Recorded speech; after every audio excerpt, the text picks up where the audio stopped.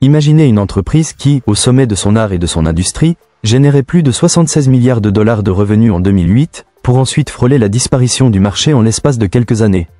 Cette entreprise, c'est Nokia. Mais leur histoire ne s'est pas achevée sur cette chute spectaculaire.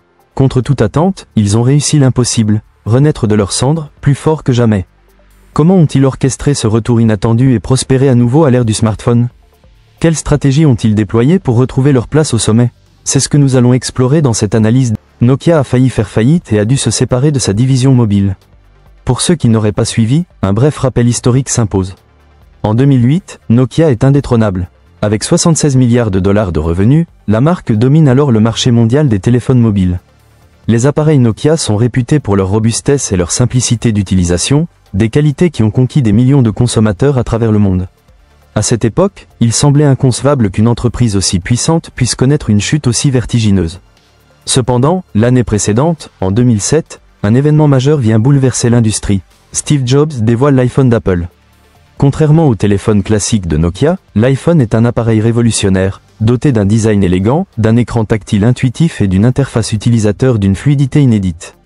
Pourtant, à l'instar de nombreux géants de l'époque, Nokia ne s'inquiète pas. Confiante dans sa position dominante, la marque perçoit l'iPhone comme un produit de luxe, trop cher et trop fragile. En interne, on se moque même de ce nouveau venu, arguant qu'ils ne pourraient jamais réussir leur célèbre test de chute. Cette arrogance allait leur coûter cher. Très rapidement, le marché évolue. Les consommateurs se tournent massivement vers des smartphones plus modernes et interactifs, tandis que Nokia s'accroche obstinément à son système d'exploitation vieillissant, Symbian. Le N97, censé être le tueur d'iPhone, se révèle être un échec retentissant. Son interface est lente et son écran tactile manque cruellement de réactivité. Pire encore, la plateforme Symbian est un véritable cauchemar pour les développeurs, surtout comparé à l'App Store d'Apple ou à Android, qui attire des milliers d'applications et offre un écosystème florissant. Nokia réalise tardivement son retard dans la course, mais le mal est déjà fait. Leur part de marché s'effondre à une vitesse vertigineuse, et l'entreprise doit réagir de toute urgence. En 2010, dans une tentative désespérée de redresser la barre, Nokia embauche un nouveau PDG, Stephen Elop, un ancien cadre de Microsoft. Dès son arrivée, Elop donne le ton, sans détour. Il déclare publiquement que Nokia se tient sur une « plateforme en feu », reconnaissant que Symbian est obsolète et que l'entreprise doit changer de cap immédiatement. Ce discours, bien que censé être un électrochoc, est un coup dur pour l'image déjà chancelante de Nokia. La fuite de ce discours dans la presse fait l'effet d'une bombe. Les ventes chutent drastiquement, la confiance des actionnaires s'évapore, et la réputation de Nokia est gravement entachée. Pour remplacer Symbian, Elop fait un pari audacieux, et pour beaucoup, incompréhensible. Au lieu de rejoindre Android, la plateforme open source en pleine expansion qui aurait pu offrir à Nokia une voie de rédemption, il décide de s'allier avec son ancienne entreprise, Microsoft. Nokia abandonne Symbian et adopte exclusivement le système d'exploitation Windows Phone. Le partenariat avec Microsoft est censé donner naissance à un troisième écosystème dans le monde des smartphones, capable de rivaliser avec iOS et Android. Malheureusement, ce pari s'avère catastrophique. Les téléphones Lumia, lancés sous Windows Phone, sont loin de répondre aux attentes. L'interface Windows est jugée trop déroutante pour les utilisateurs habitués à Android ou à iOS. De plus, des limitations techniques imposées par Microsoft, comme l'utilisation de processeurs peu puissants, rendent les Lumias obsolètes dès leur sortie. Et pire encore, le Microsoft Store souffre d'un cruel manque d'applications, un point crucial dans la bataille acharnée des smartphones. Pendant que les ventes de Nokia plongent, la stratégie d'Elop est de plus en plus remise en question. Certains commencent même à douter de sa loyauté, se demandant s'il n'a pas toujours été fidèle à Microsoft, l'entreprise qu'il finira par rejoindre à nouveau en 2014. Mais avant de partir, Elop finalise la vente de la division mobile de Nokia à Microsoft pour 7,2 milliards de dollars, emportant avec lui la majeure partie de la direction de Nokia. Cette transaction, perçue comme une trahison par beaucoup, marque la fin de Nokia dans l'ère des smartphones. Lorsque Stephen Elop prend les commandes de Nokia, la marque détient encore 33% du marché mondial des smartphones. Lorsqu'il repart pour Microsoft, cette part est tombée à moins de 3%. Lorsque Stephen Elop quitte Nokia en 2014 après avoir vendu la division mobile à Microsoft, Nokia semble être au bord du gouffre. L'entreprise, autrefois leader mondial des téléphones mobiles, est désormais réduite à une fraction de sa taille d'antan, et pour beaucoup, son avenir est simple, la faillite. Pourtant, derrière la débâcle des smartphones, une autre partie de Nokia a survécu. Nokia Solutions et Network, NSN, la division dédiée aux infrastructures de réseau télécom. Cette division, longtemps jugée moins lucrative que celle des téléphones, va jouer un rôle central dans la renaissance de Nokia. À la tête de NSN, on trouve Rajiv Suri, un vétéran de Nokia. Suri a rejoint Nokia en 1990 et a gravi les échelons au sein de l'entreprise, acquérant une solide compréhension des défis et des opportunités dans le domaine des télécommunications. Lorsqu'il est nommé à la tête de NSN en 2009, la division est en difficulté financière et affiche des pertes importantes.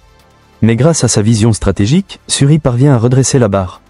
Il rationalise les opérations, coupe les coûts et se concentre sur l'amélioration de la rentabilité. En l'espace de quelques années, NSN devient une division rentable, fournissant à Nokia une source de revenus stable pendant que sa branche mobile est en galère totale. En 2014, après la vente de la division mobile à Microsoft, Rajiv Suri est nommé PDG de Nokia dans son ensemble. Pour beaucoup, cette décision est un tournant. Contrairement à son prédécesseur, qui avait misé sur des stratégies risquées et souvent controversées, Suri est un leader plus prudent, méthodique et orienté vers la stabilité.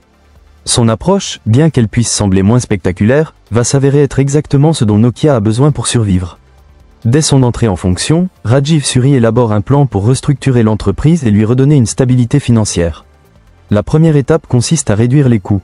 Nokia, qui souffre encore de pertes massives après la vente de sa division mobile, doit devenir plus agile et plus efficace. Suri met en place des mesures drastiques pour réduire les dépenses, notamment en supprimant les opérations non essentielles et en réorganisant les différentes divisions. Une partie cruciale de ce plan, c'est la décision de se recentrer sur le secteur des télécommunications, là où Nokia a toujours eu une expertise solide. Sous la direction de Suri, Nokia a fait un choix stratégique clair: abandonner le marché des consommateurs, où la concurrence est trop féroce et où Nokia a déjà subi des échecs cuisants, pour se concentrer sur l'infrastructure des réseaux. Plutôt que de rivaliser directement avec Apple ou Samsung dans la fabrication de smartphones, Nokia va se positionner comme un fournisseur clé des technologies qui soutiennent ces appareils, en particulier dans le domaine de la connectivité. L'une des premières priorités de Suri, c'est de restaurer la confiance des actionnaires.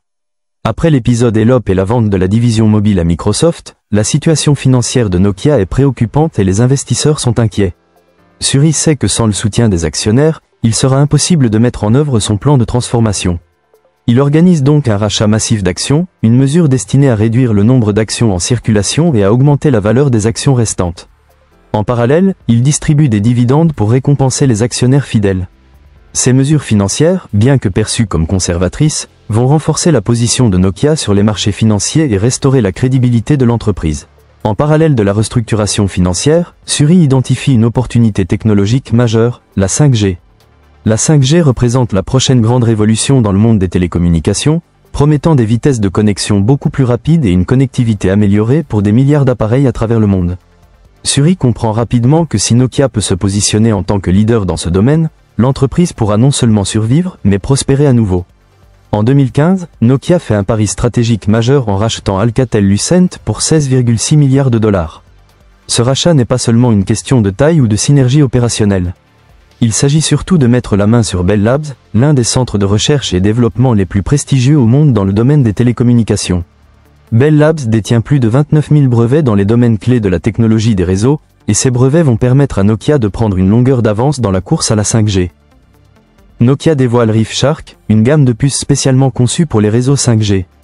ReefShark représente un bond technologique significatif. Ces puces permettent d'augmenter considérablement la bande passante tout en réduisant la consommation d'énergie, un facteur crucial pour les opérateurs télécoms.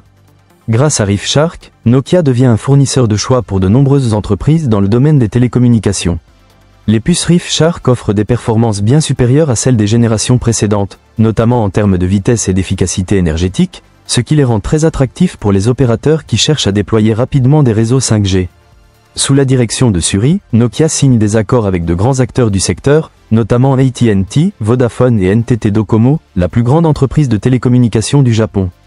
En 2020, Nokia annonce avoir signé plus de 100 contrats commerciaux pour la fourniture de technologies 5G, et ce nombre continue d'augmenter. Ce retour de Nokia, de la quasi-faillite à un acteur majeur de la 5G, est une leçon de résilience et de réinvention. En se concentrant sur ses forces fondamentales et en anticipant les évolutions technologiques majeures, Nokia a su transformer une période de crise en une opportunité de croissance.